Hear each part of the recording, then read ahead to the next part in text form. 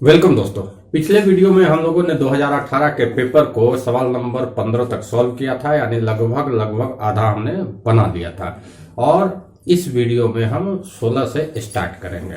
कोई भी सवाल को आप पूरा देखा करें, पूरा वीडियो को देखा करें। उसमें जो है बीच बीच में बताते समय जो भी ट्रिक्स आती है, जो भी उस सवाल से रिलेटेड कुछ जानकारियां आती है, वो मैं साथ में ही शेयर करता हूँ। तो अगर आप ये सोचते हैं कि ये सवाल तो मुझे आता ही है, इसको देख के क्या करूंगा, तो ये आपकी गलती भी हो सकती है। हो सकता है कि उसमें कुछ ऐसी चीजें मैं बताऊं जो आप अभी तक नहीं जानते थे। साथ ही साथ हमने पिछले वीडियो में आपसे 10 लाइक करने के लिए कहा था, लेकिन हमें 10 लाइक प्राप्त नहीं हुए। क्या आप 10 लाइक भी प्रदान नहीं कर सकते हैं? इसके लिए ना आपको ज्यादा मेहनत करने की जरूरत थी, सिर्फ लाइक बटन दबाना था। अगर आप एक लाइक देते हैं तो आपकी तरफ से काफी सहयोग होगा। साथ ही साथ अगर आप चाहे तो अपने दोस्तों से कह के भी वीडियो को लाइक करवा सकते हैं, एक आध लाइक बढ़वा सकते हैं।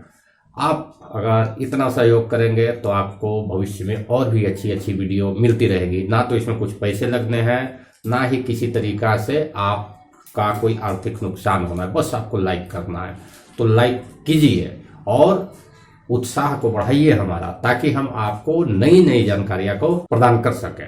मैं ये जो वीडियो डाल रहा हूं उसमें हर सवाल को एक चैप्टर के रूप में इसमें ऐड करता हूं। YouTube का जो फंक्शन है चैप्टर वाइज देखने का, इसकी फैसिलिटी का भी यूज इसमें करता जा रहा हूं।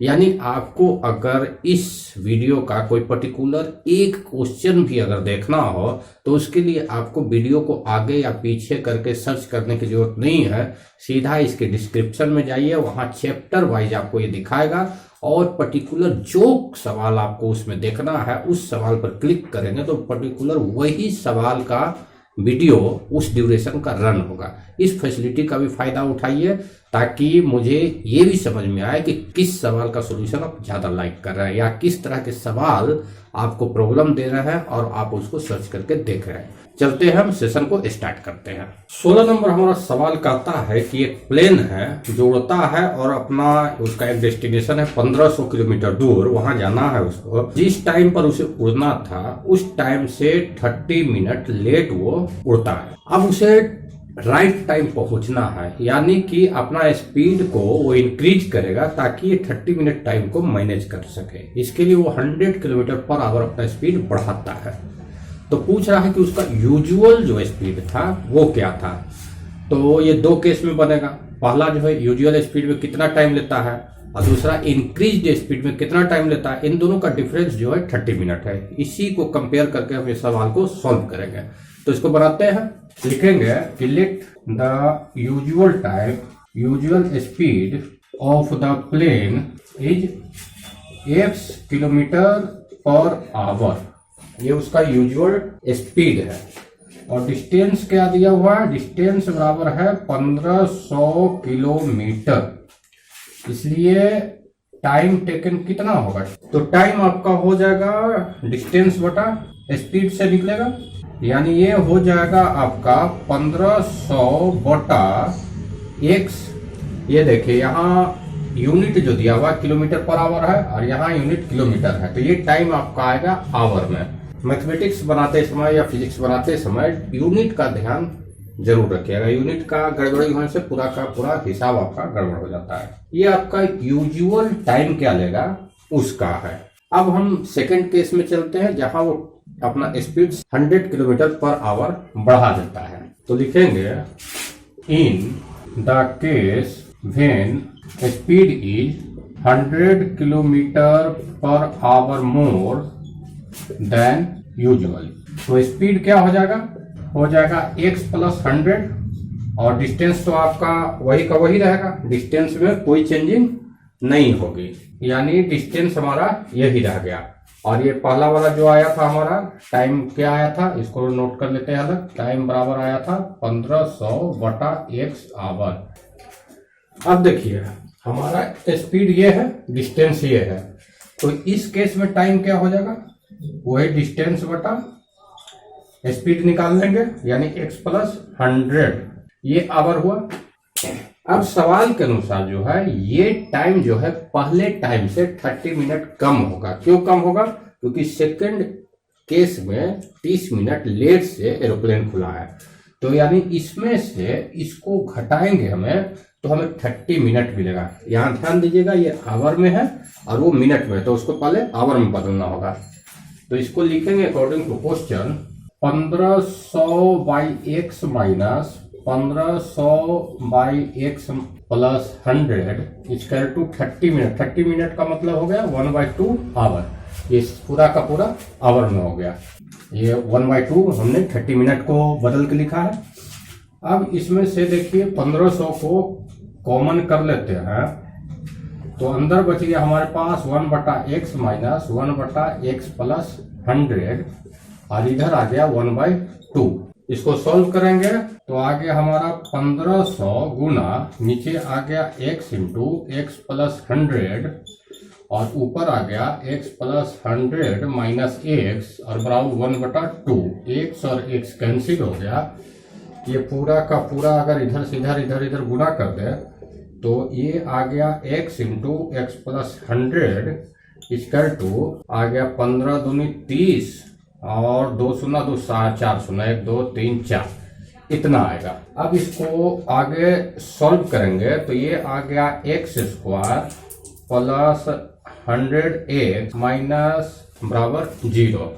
अब इसको सॉल्व हम करेंगे, ये हो जाएगा x square plus 500x minus 400x minus equal to 0। ये आपका हो जाएगा 5 चौके 20, ये 5 छक 30 होता है, यानी यहाँ 600 यहाँ 500 आएगा। 6 पचे 30 और 4 शून्य ये एक्यूरेट है। अब इसको कॉमन लेंगे तो दोनों में से x कॉमन हुआ तो x प्लस 600 और माइनस 500 तो x प्लस 600 यानी आ गया ये आपका x plus 600 into x minus 500 equal to 0, यानी कि आ गया x बराबर आपका माइनस 600 एंड x बराबर आ गया 500। तो ये x जो हमारा स्पीड है, स्पीड नेगेटिव नहीं होता है, स्पीड बी नोट नेगेटिव। सो x बराबर यहाँ आंसर हो जाएगा 500 किलोमीटर पर आवर। ये आपका आंसर होगा। 17 नंबर हमारा क्वेश्चन कहता है कि आपके पास एक स्क्वायर है, इस तरीका का स्क्वायर है। मान लेते हैं इसका साइड जो है a है।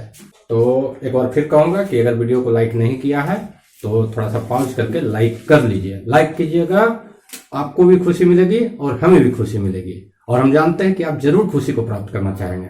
तो ये स्क्वायर जो है, इसमें क्वेश्चन में क्या कहता है कि इसका एक साइड पर इक्विलेटरल ट्रायंगल बनाया गया है, यानी ये ए है तो ये भी ए है, ये भी ए है। और साथ ही एक और बदमाशी इसमें क्या किया है कि इसका एक डायगोनल लिया है। तो आप लोग को तो पता है, होशियार ही होंगे, स्क्वायर का डायगोनल का क्या होता है वैल्यू, √2 इंटू ए। अब इस पे भी ये जो डायगोनल है इस पर भी एक इक्विलेटरल ट्रायंगल बनाया है, यानी कि एक इक्विलेटरल ट्रायंगल आपका है ये, यानी अगर ये equilateral triangle A B C है और ये ए डी ई है अगर, तो एक इक्विलेटरल ट्रायंगल आपका ये बना है और एक इक्विलेटरल ट्रायंगल आपका ये बना है। इन दोनों का एरिया का रेशियो निकालने का रहा है। तो देखिए जो साइड से जो इक्विलेटरल ट्रायंगल बना उसका एरिया क्या होगा, √3/4 इंटू भुजा का स्क्वायर साइड स्क्वायर। इसका रेशियो कह रहा ई वाला का इक्विलेटरल ट्रायंगल जो बना उसका एरिया से, ये इसका एरिया साइड क्या होगा, √2 है, यानी ये हो जाएगा √3/4 इंटू √2a का स्क्वायर। तो ये और ये तो कट जाएगा। अब देखिए आपका बच गया यहाँ a स्क्वायर बटा ये 2a स्क्वायर, ये कट गया, यानी 1/2। यही आपको लाने का रहा था। तो बस इसमें लिखना यही पड़ेगा आपको कि let the side of the square is a, so the area of equilateral triangle made on it बराबर ये हो जाएगा then the value of diagonal बराबर 2 है, उसका एरिया ये हो जाएगा, दोनों का रेशियो निकाल दीजिए, रेशियो निकाल के 1/2 ले आइए, ये आपका आंसर होगा। चलते अगले सवाल पर। सवाल नंबर 17 के और में एक छोटा सा थ्योरम दिया है, कह रहा है कि दो ट्रायंगल है, मान लेते हैं कि let triangle given triangles are triangle ABC and triangle PQR, ये दोनों ट्रायंगल है। तो दिया हुआ है कि ये दोनों ट्रायंगल जो है सिमिलर है, ये दिया हुआ है। एंड ऑल्सो दिया हुआ है क्या, एरिया ट्रायंगल ABC बराबर एरिया ट्रायंगल PQR, ये दिया हुआ है। ये दो चीजें आपको दी हुई है। तो अब यहां से आगे बढ़ते हैं, इसको ले आते हैं नीचे डिवीजन में, तो हो जाएगा एरिया ट्रायंगल ABC बटा एरिया ट्रायंगल PQR बराबर 1। अब हमारे पास एक थ्योरम है कि अगर दो ट्रायंगल सिमिलर होता है तो उसका एरिया का जो रेशियो होता है वो उसके साइड्स के रेशियो का स्क्वायर होता है। यहाँ लिखेंगे चूंकि triangle ABC similar triangle PQR, इसलिए क्या होगा, ये आ जाएगा हमारा एरिया ट्रायंगल ABC बटा एरिया ट्रायंगल PQR बराबर AB का स्क्वायर बटा PQ का स्क्वायर या BC का स्क्वायर बटा, देखिए BC लिखे तो BC तो यहाँ QR हो जाएगा, QR का स्क्वायर या यहाँ से AC लिखेंगे तो PR हो जाएगा, AC का स्क्वायर बटा PR का स्क्वायर, ये हो जाएगा। अब ये जो है इस वाले इक्वेशन से अगर 1 इक्वेशन से ले तो इसका वैल्यू 1 है, उस 1 को यहाँ रख देंगे। तो 1 को रखेंगे तो हमारे पास हो जाएगा AB स्क्वायर बटा PQ स्क्वायर बराबर BC स्क्वायर बटा QR स्क्वायर बराबर AC का स्क्वायर बटा PR का स्क्वायर बराबर 1। अब यहां से और 1 को कंपेयर करेंगे अगर इन दोनों को, तो क्या हो जाएगा, AB स्क्वायर बराबर PQ स्क्वायर, यानी कि AB बराबर PQ। उसी तरीका से इसको और इसको कंपेयर करेंगे तो हो जाएगा BC बराबर QR, और इस तरह के इसको कंपेयर करेंगे तो AC बराबर PR। तब देखिए दोनों ट्रायंगल का तीनों साइड जो है बराबर हो गया, यानी साइड साइड साइड जो क्राइटेरिया है उससे दोनों ट्रायंगल कॉन्ग्रुएंट हो जाएगा, इसलिए by side side side triangle ABC जो है ट्रायंगल PQR के कॉन्ग्रुएंट हो जाएगा। अब चलते हैं सवाल नंबर 18 पे। सवाल नंबर 18 हमारा सर्किल का एक थ्योरम है, जिसमें कह रहा है कि किसी भी सर्किल पे किसी एक्सटर्नल पॉइंट से दो टेंजेंट खींचा जा सकता है। हम जानते हैं P से मान लिया खींचा गया है, ये अगर PQ और PR है तो प्रूव करना है कि PQ और PR जो है बराबर होते हैं। अब जानते हैं कि किसी भी पॉइंट से सर्किल पर जो भी दो टेंजेंट होते हैं वो बराबर होते हैं, यही सिद्ध करना है। ये सवाल आपका 2017 में भी पूछा गया और फिर 2018 में इसको रिपीट किया गया।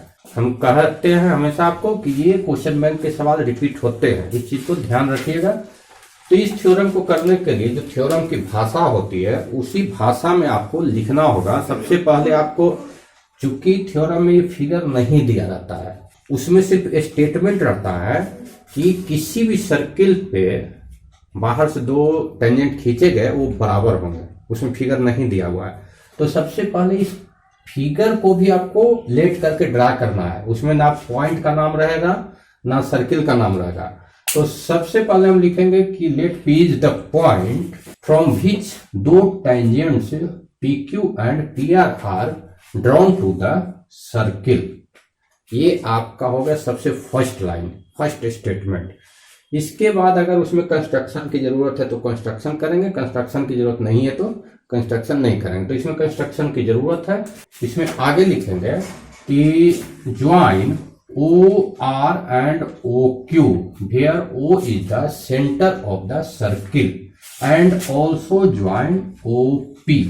ये आपको कंस्ट्रक्शन करके लिखना है। इसके बाद आगे लिखेंगे कि now in triangle O P Q and O P R, in triangle O P Q and triangle O P are.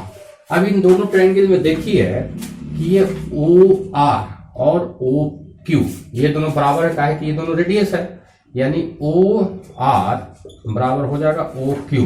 दूसरी चीज देखिएगा कि ये ओ पी जो है दोनों ट्रायंगल में आ रहा है, ओ पी बराबर ओ पी, ये कॉमन है।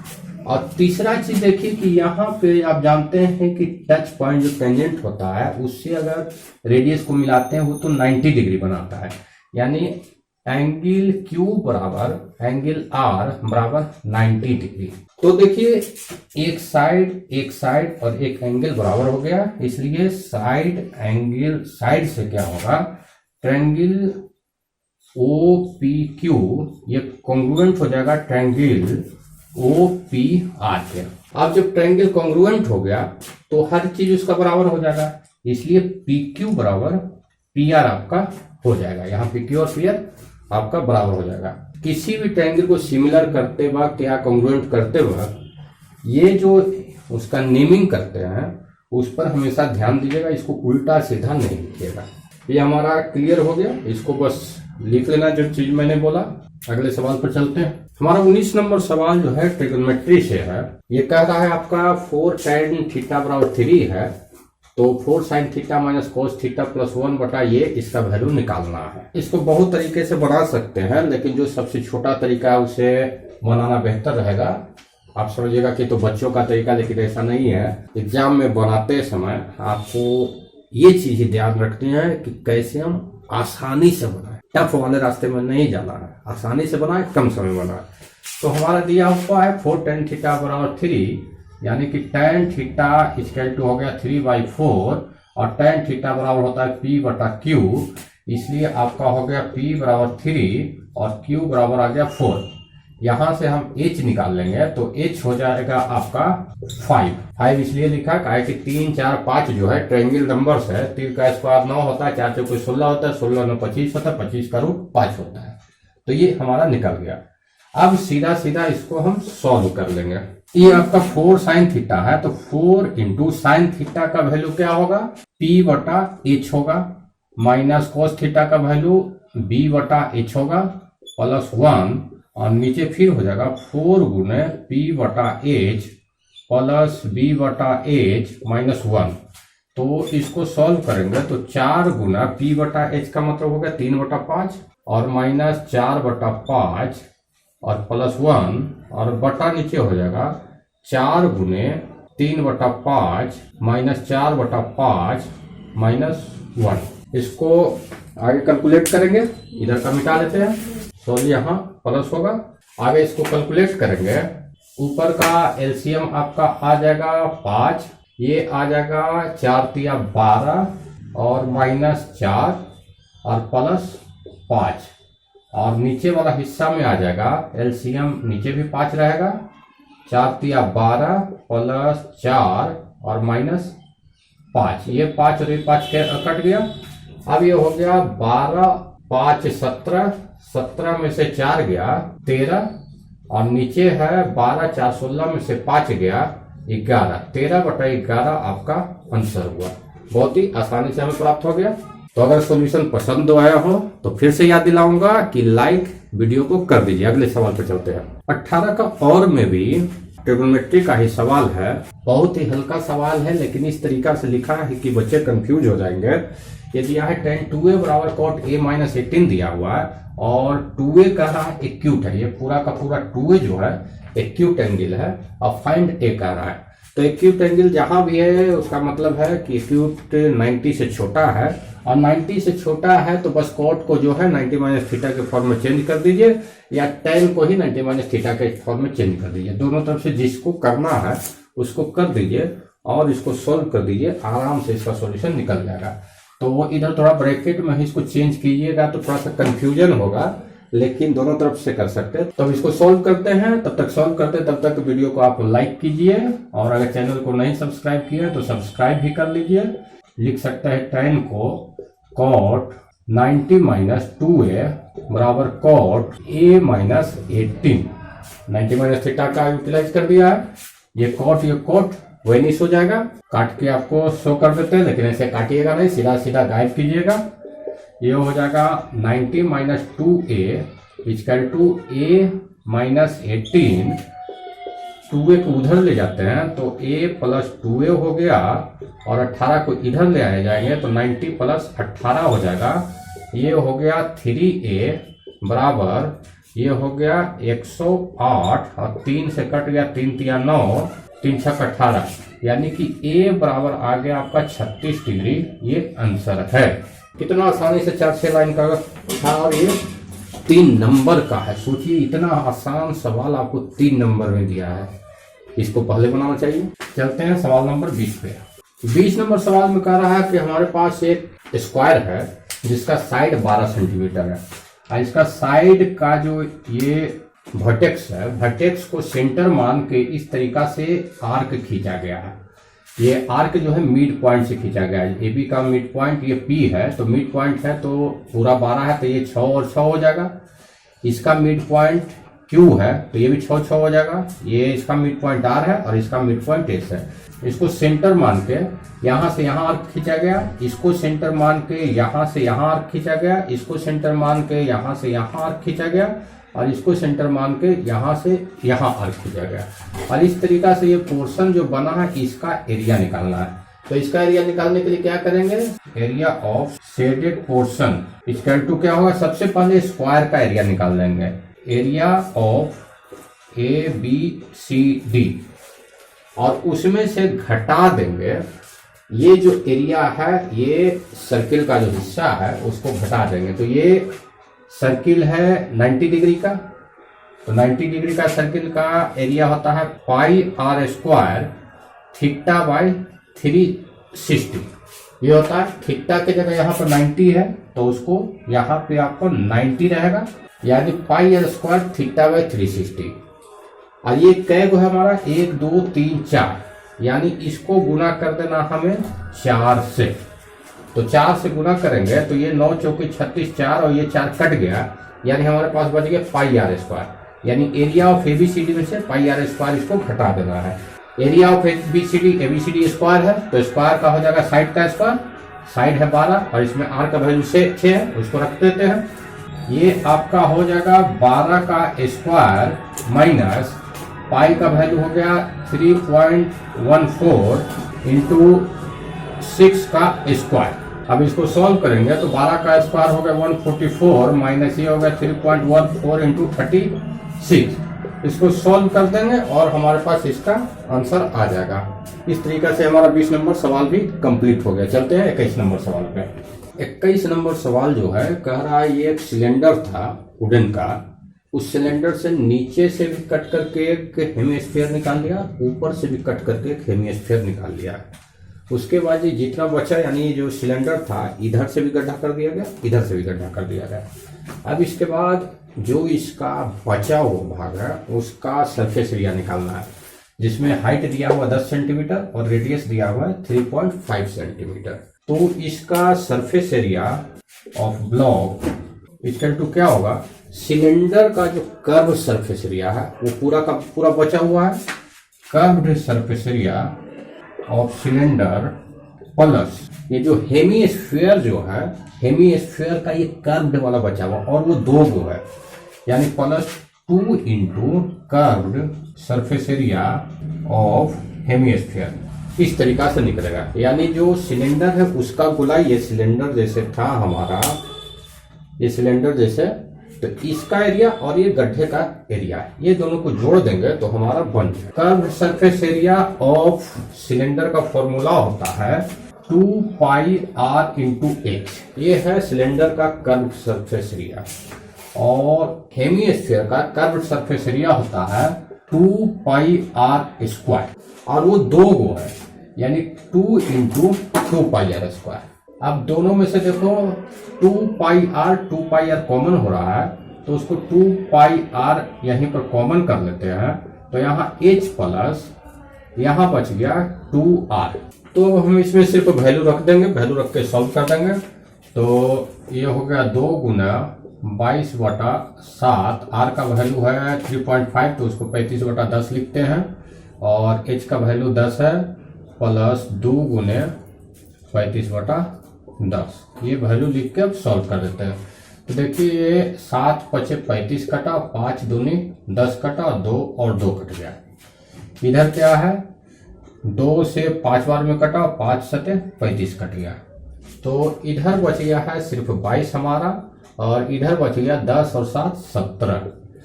अब इसको गुना कर देंगे तो 17 दूनी 34 और 17 दूनी 34 और 3 37 सेंटीमीटर स्क्वायर। ये आपका आंसर हो गया।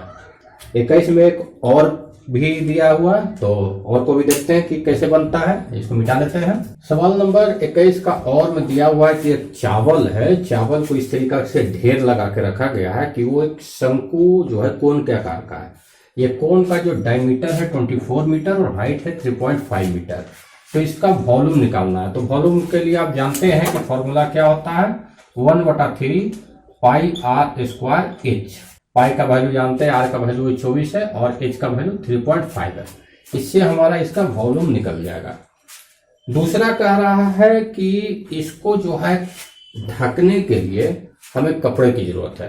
तो ढकेंगे कौन सा, इस पोर्शन को ही ढकेंगे ना, नीचे वाला पोर्शन को तो ढकने की जरूरत नहीं है। ऊपर का करेंगे तो वो कर्व्ड सरफेस एरिया होता है, और कर्व्ड सरफेस एरिया निकालने का फॉर्मूला हमारे पास होता है pi R into L. Pi R L, जहां आर जो है ये आपका हो गया 24 डायमीटर है, तो इसका 12 जो होगा आर होगा, और एल कहलाता है ये वाला, ये हिस्सा। तो एल निकालने के लिए फॉर्मूला क्या होता है, एल का फॉर्मूला होता है एल बराबर √h² प्लस r²।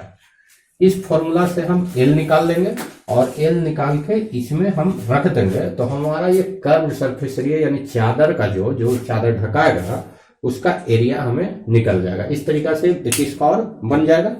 चलते हैं 22 नंबर सवाल पे। 22 नंबर क्वेश्चन आपका स्टैटिस्टिक्स है। इसमें मीडियन निकालना है। ये जो दिया हुआ है सैलरी दिया हुआ है थाउजेंड्स में, यानी 5 से 10,000, 10,000 से 15,000, 15,000 से 20,000, और ये पर्सन्स दिया हुआ है कि 5 से 10,000 के बीच 49 पर्सन्स का सैलरी है। 5 से 10,000 का बीच सैलरी जो है 49% का है। 10 से 15,000 133% का। इस तरीका से ये पर्सन्स का सैलरी है। इसको आप फ्रीक्वेंसी मान लीजिए कि ये फ्रीक्वेंसी है, और इसमें आपको मीडियन निकालना है। मीडियन का मतलब होता है कि कौन सा टर्म जो है एकदम बीचों बीच आता है।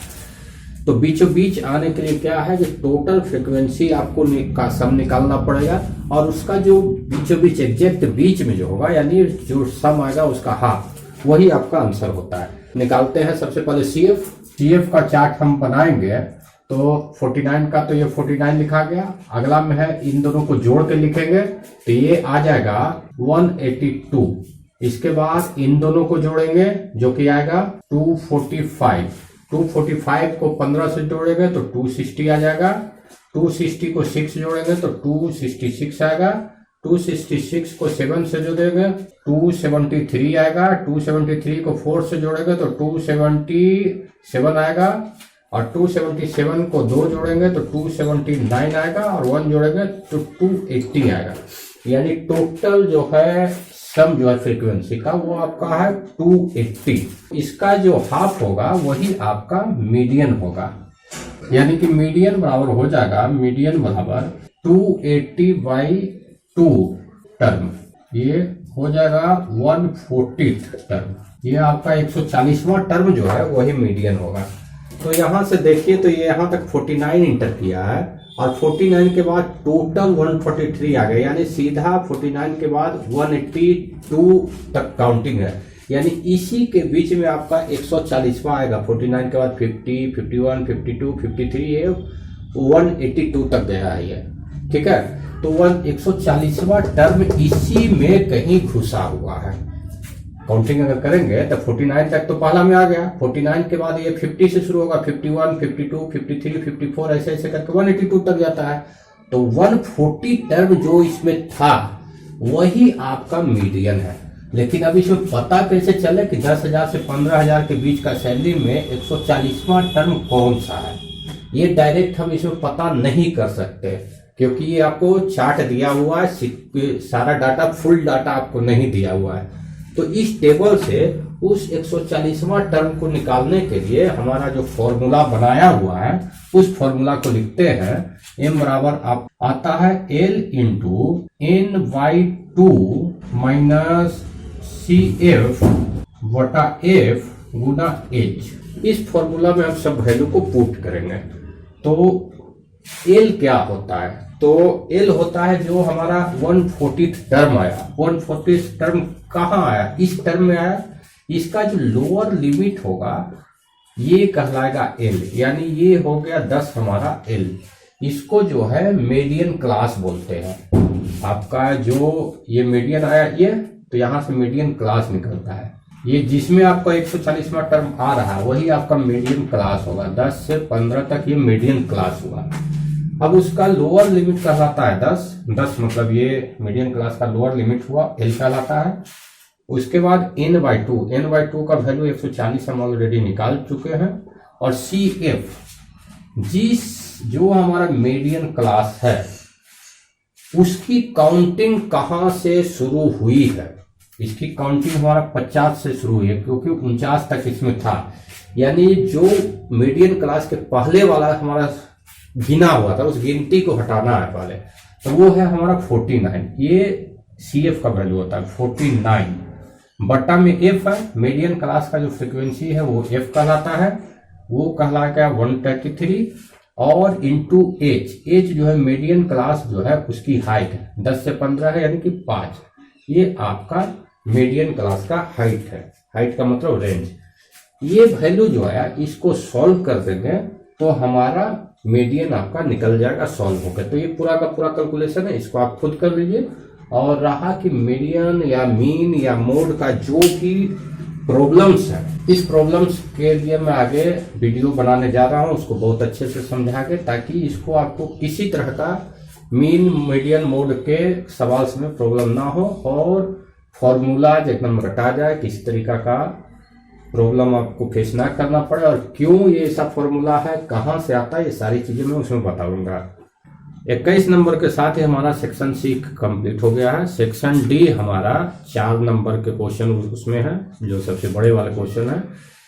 इसको हम अगले वीडियो में स्टार्ट करेंगे। इस वीडियो में हम यहीं स्टॉप करते हैं।